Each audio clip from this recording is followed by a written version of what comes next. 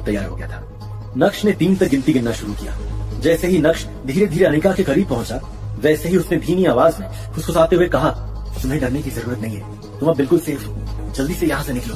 नक्श की बात सुनकर अनिका कांप उठी। जैसे ही अनिका ने पीछे मुड़कर देखा, वैसे ही विहान ने नक्श को दबोच लिया और अब चाकू की धार नक्श की गर्दन पर नाच रही थी। नक्श ने अपने आप को बचाने की बिल्कुल कोशिश नहीं की। वो तो शांत भाव से बस अनिका को देख रहा था। अनिका, यहाँ से चलो, जब तक हम इस कमरे में हैं, हम बिल्कुल भी सेफ नहीं है। ये बोलते हुए चित्रा ने अनिका का हाथ पकड़ा और उसे खींचते हुए उस कमरे से बाहर ले गए। विहान के घर के बाहर पुलिस और जावेरी खानदान का तांता लगा था।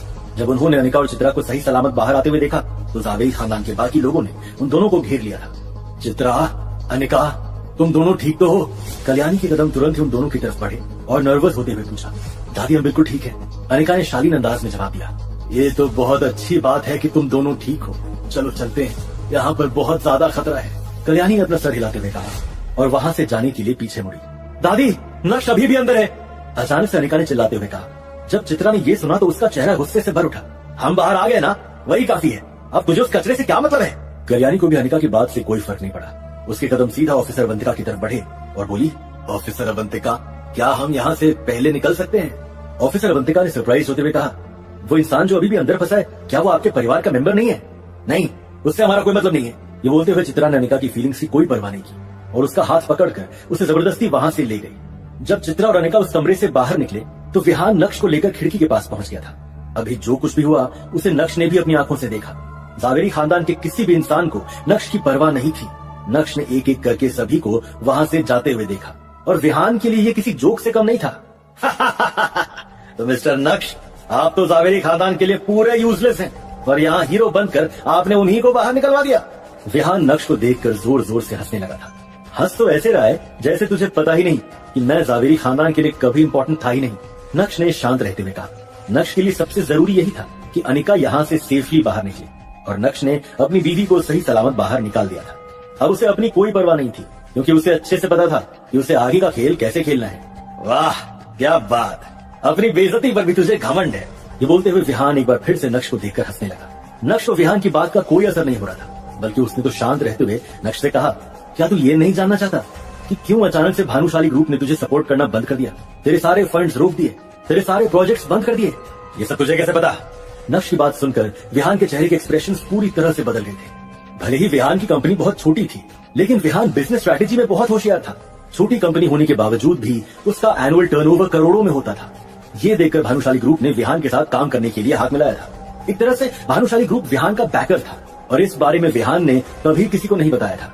और तो और उसके साथ जो कुछ भी हुआ उसके बारे में भी उसने 2 या 3 लोगों को ही बताया था। चित्रा और अनिका को भी विहान ने अभी कुछ समय पहले ही अपनी कहानी सुनाई थी।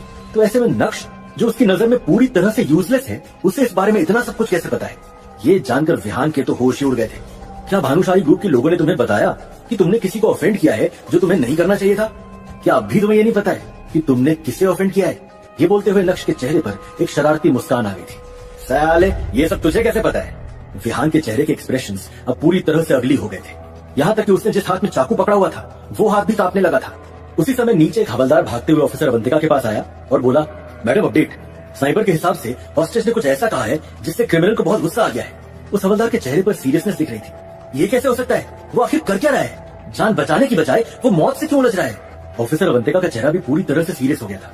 चौंकते हुए ऑफिसर अवंतिका ने थोड़ा सोचा और जैसे ही उसने डिसाइड किया कि उसे स्नाइपर से कहकर उस क्रिमिनल को मारने का आदेश दे देना चाहिए, तभी एक और हवलदार भागते हुए उसके पास आया और बोला, मैडम अपडेट, पता नहीं किन कारणों से लेकिन वो क्रिमिनल हॉस्टेज के सामने झुक गया है और माफी मांग रहा है। स्ट्रेंज एक्सप्रेशंस के साथ उस दूसरे हवलदार ने कहा, क्या कहा तुमने?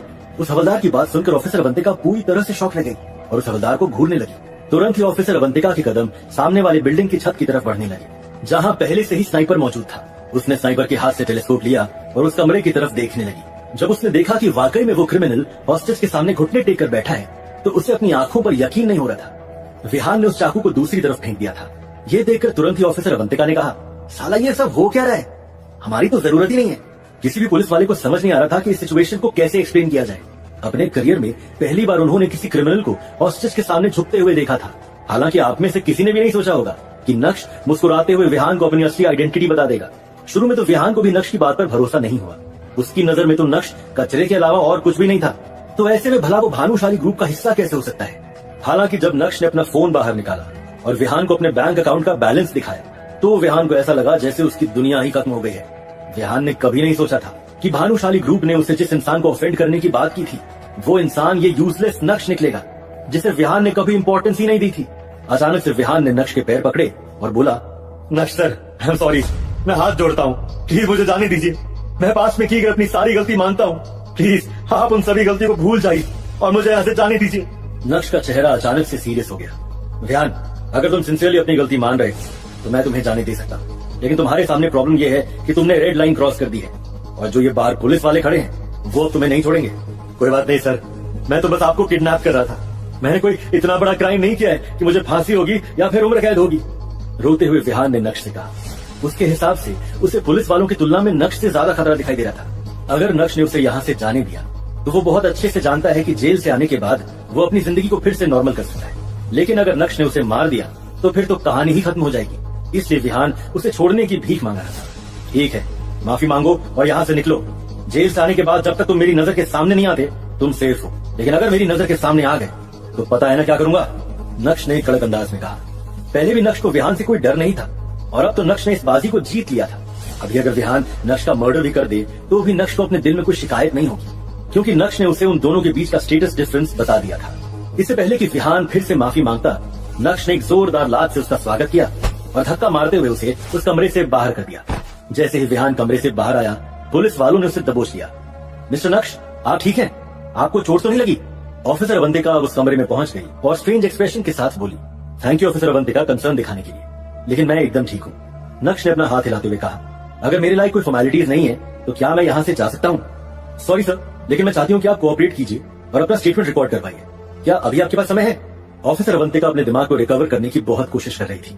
उसे अभी तक समझ में नहीं आया था कि नक्श ने अकेले उस क्रिमिनल को कैसे हैंडल कर लिया। सॉरी, मेरे सर पर और भी बहुत काम है जो मुझे निपटाने हैं, तो मुझे नहीं लगता कि मैं आपके साथ जा पाऊंगा।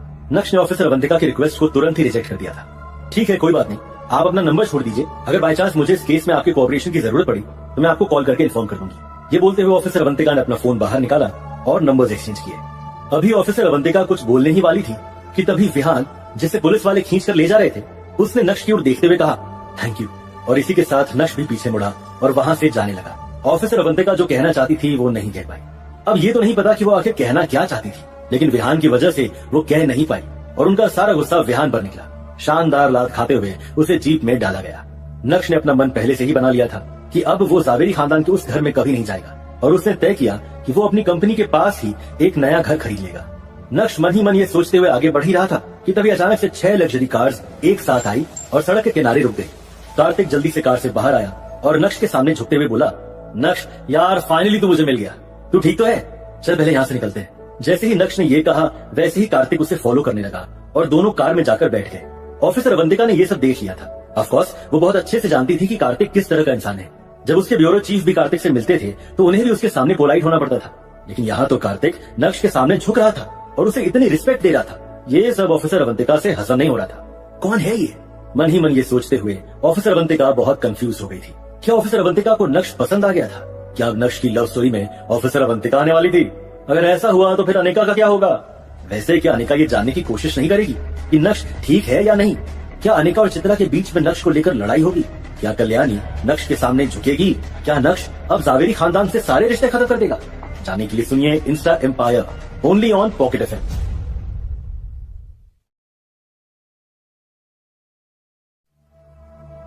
एक घंटे बाद कार्तिक होटल प्राइम स्टार में अपने ऑफिस में बैठा था। नक्श के ठीक सामने इरफान भाई खड़े थे, जिनके माथे पर पसीना और चेहरे पर डर दिख रहा था। मालिक, मुझसे गलती हो गई कि मैंने नक्श साहब को ऑफेंड किया। ऐसी गलती दोबारा कभी नहीं होगी, आप प्लीज गुस्सा मत कीजिए। जैसे ही इरफान भाई ने ये कहा वैसे ही कार्तिक अपनी चेयर से उठा और इरफान भाई को एक लात मारते हुए बोला, नीचे झुको, घुटने टेको। कई साल पहले इरफान भाई उर्फ सुल्तान ने मुंबई में कार्तिक की जान को हलक में डाल दिया था, लेकिन आज इसका ठीक उल्टा हो रहा था। सूरत आने के बाद कार्तिक ने जो नाम कमाया, जो पावर कमाई, ये सब उसी का नतीजा था कि आज इरफान भाई भी उसके सामने कुछ नहीं थे।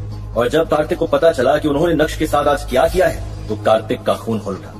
हालांकि कार्तिक बहुत अच्छे से जानता था कि नक्श उससे भी बेहतर तरीके से अपने मामले निपटा सकता है, लेकिन यहाँ कार्तिक दोस्ती का फर्ज निभा रहा था। बस भी करो कार्तिक, ये मैटर तो मैं कब का खत्म नहीं कर चुका हूँ। उसके बाद नक्श ने इरफान भाई की ओर